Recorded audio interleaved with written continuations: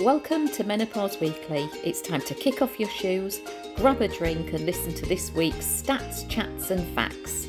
Are you ready? Then let's get started, shall we? This week we're looking at the signs. Listen. No, I mean really listen.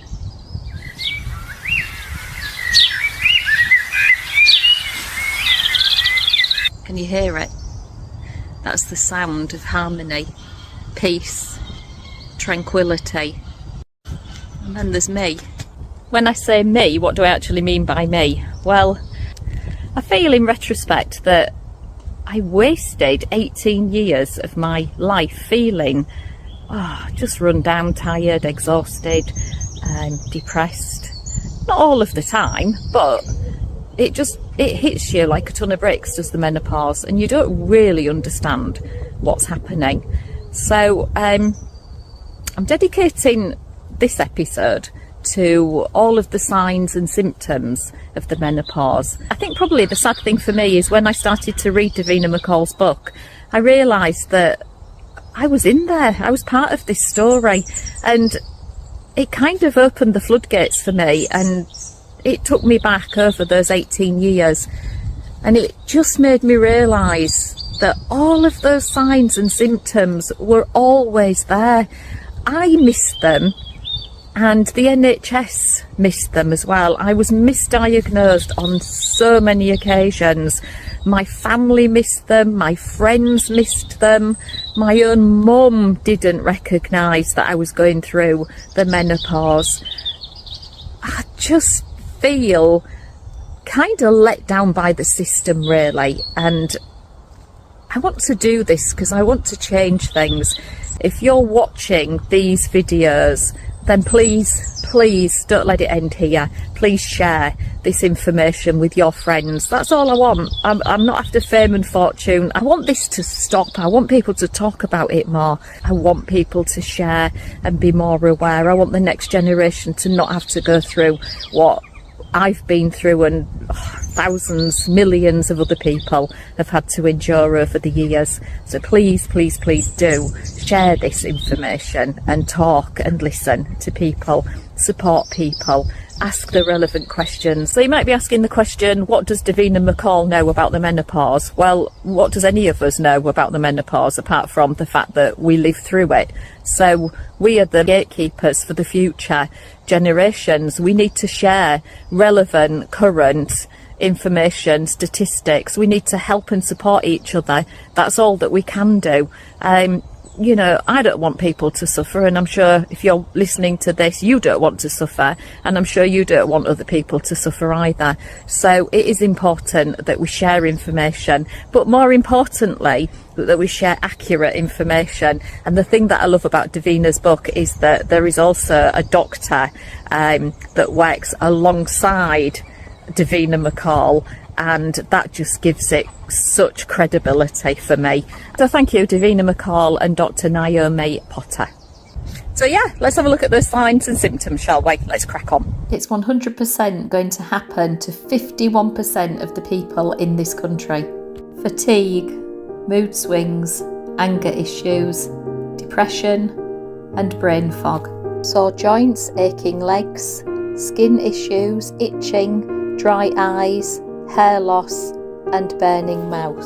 Low libido, sore vagina, low sex drive, UTIs, saggy and sore boobs and changing periods. Bloating, weight increase, headaches and irrational thoughts. Sleep deprivation, night sweats, day sweats, leg sensations and heart palpitations. Hot sweats, osteoporosis, bleeding gums, relationship issues, risk of cardiovascular disease, bad hair days and bad skin days. The list goes on and it varies for everybody, but it doesn't have to be like this. This isn't a catch-all list. It doesn't mean to say that you're definitely 100% perimenopausal or menopausal. It's just all about having an awareness, and it might mean that you need to start some form of discussion with your GP. What I would suggest is that you have a look at next week's episode before you have that discussion, because at the end of next week's episode I do share some information with you about how to prepare for that meeting with your GP. It is really important that that first meeting is productive and that you're really clear about your outcomes and what you're wanting from that session. The signs can often be missed. So I'm going to say it many times throughout season 1 and 2 that the signs and symptoms of the menopause can sometimes be really difficult to identify, and that sometimes this does lead to misdiagnosis. You may well have seen Kate Winslet speak out globally recently for her TV BAFTA award. She won this for the best leading actress. Now, I'm not medically qualified, so I don't know this. This is not a fact, but it did get me thinking about something that Kate actually said on national television. And I don't want to misquote what she said, so I wrote it down. And she said this, that she was going blind, that she's so old now. So that for me was a really big statement for somebody like Kate Winslet to actually say on television. So yeah, it did get me thinking, and it got me thinking yet again about these signs and symptoms and sometimes how we just miss them. You know, you could just say that it's a natural process. As you start to get old, your eyesight fades. Well, yeah, it does. But it made me do some research, and I googled it. I Google a lot, but this is what I found. Around the time of menopause, your eyesight may be slightly altered. Eye shape may also change slightly, making contact lenses less comfortable and increasing the need for corrective lenses for reading. Other problems of the eyes common after midlife and menopause also include dry eyes. Now, you might not find this little nugget of information helpful or interesting, but I did, because I've read Davina McCall's book and I've done my research and I've read up a lot of stuff on Google, but I didn't know that your eyesight can deteriorate and that this could be one of the signs and symptoms of the menopause. It's really funny because I thought I knew what all my signs and symptoms actually were, but I think it's only because I'm doing this research and talking to you guys that one of those signs stood out like a sore thumb, and that was having irrational thoughts. And it never really struck home until really the last 3 days, and my husband tried to tell me very gently that perhaps some of what was going on could be the menopause. I found this really difficult to take on board. Sometimes we do. Let me try and give you an example of what I mean. So I think it was probably Wednesday or Thursday, we walked in the house and Dave, my husband, said to me, "Have you emptied the dishwasher?" Now, there is nothing wrong with him checking out whether I've emptied the dishwasher or not. But sometimes the response isn't the response that our partners are expecting. So really, it was a yes/no answer. And he was only asking for practical reasons, because if I hadn't emptied the dishwasher, he was going to launch in and do that for me, which is a great thing. But no, my head went, "What are you asking me that for?" And he went, "What's up with you?" I said, "There's nothing up with me. What are you on about?" And he said, "That's just a really strange way to respond. I mean, I was only asking." No, you're not only asking. You see, the irrational thought process had already kicked in. So the fact that he was asking me actually meant to me that I'm not pulling my weight.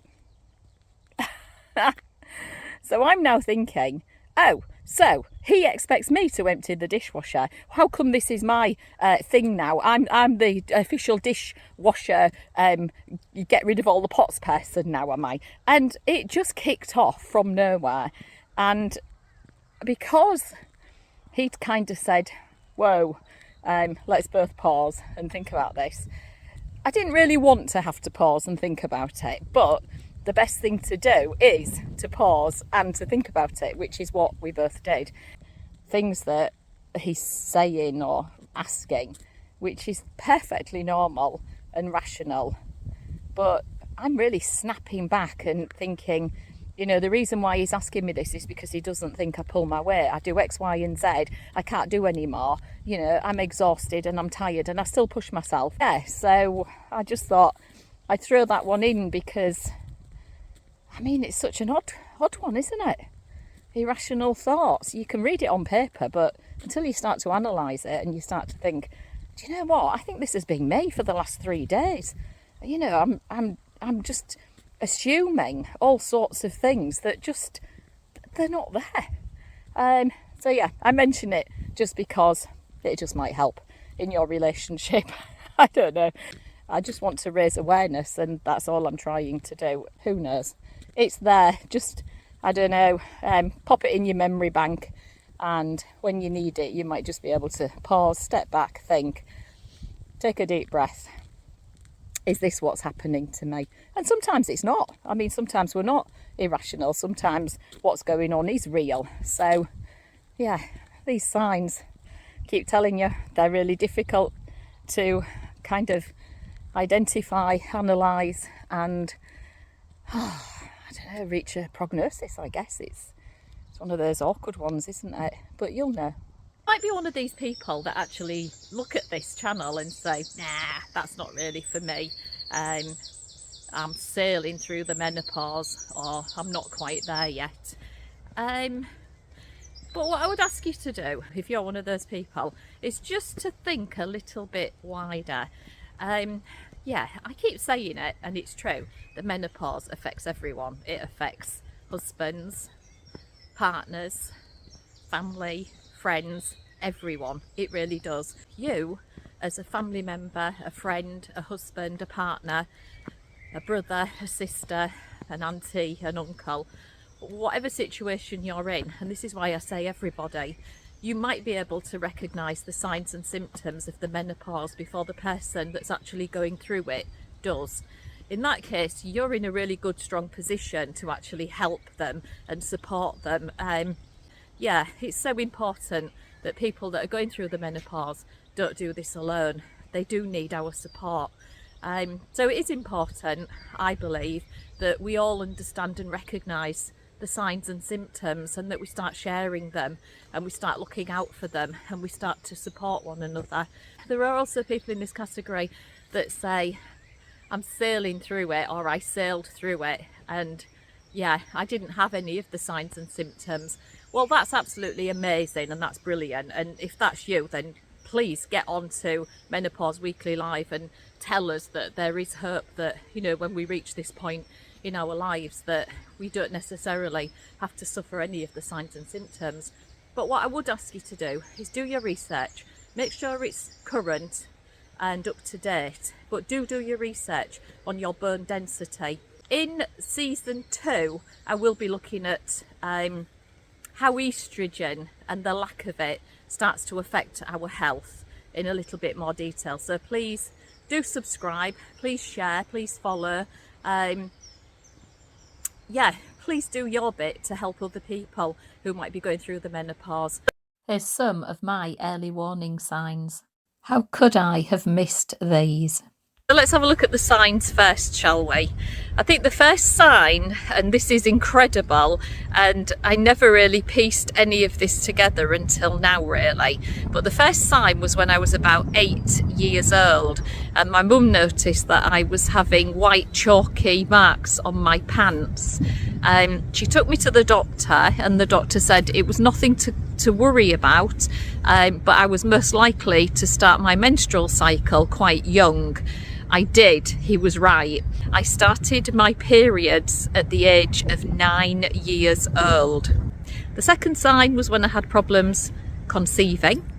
One of the problems that I had was down to endometriosis, and unbeknown to me, I had an absolute mass of this. I also had some other problems, but I don't think that the other two problems were related to the perimenopause, but quite possibly the endometriosis may well have been.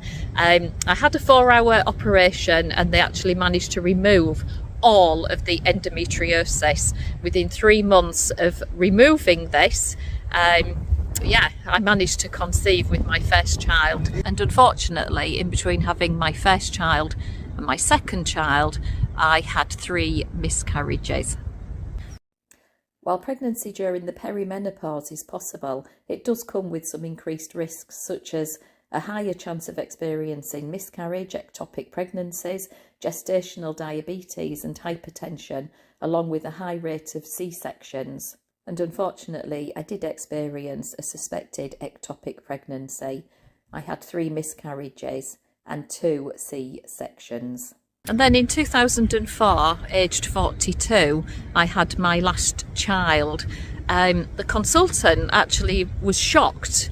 It was during a C-section, and she said to me that it was incredible that I'd managed to conceive at all, because my ovaries were completely shriveled up. I mean, if that wasn't a major sign for me, and yet I still managed to miss that incredible sign. It was about 3 years, well, it was 3 years later. I know that I was age 45 when I had my last menstrual cycle. When we have a first, it's always kind of dated, and we know kind of when that was. We all know when Diana died. We know when our child, when its first tooth grew. We know when it took its first steps. But what we rarely remember is the last time that something significant happened. But for me, I was on holiday in Cornwall with some friends, and they were all going bodyboarding, and they wanted me to go with them. And I remember saying to them, no, I'm not doing that, because yes, I am on my period, and the only person that the shark, because there are sharks in the ocean, is going to go for is going to be me. I mean, obviously they all thought I was bonkers, but that's how I remember that it was on that holiday, and that was it. There was no anything in between. That was my very final period. No more bleeding, ever. I just completely stopped. 2 in 5 UK women still consider the menopause to be a subject that no one still talks about. A third of women find it difficult to discuss their experience with their partner. More than 75% of women experience menopausal discomfort, and a quarter describe it as severe. Menopause Support UK found 77% of women find at least one menopause symptom very difficult to live with.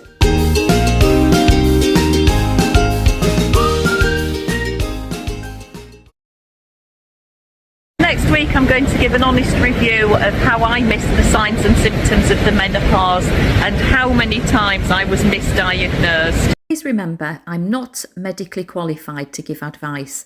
I'm here to signpost and raise awareness.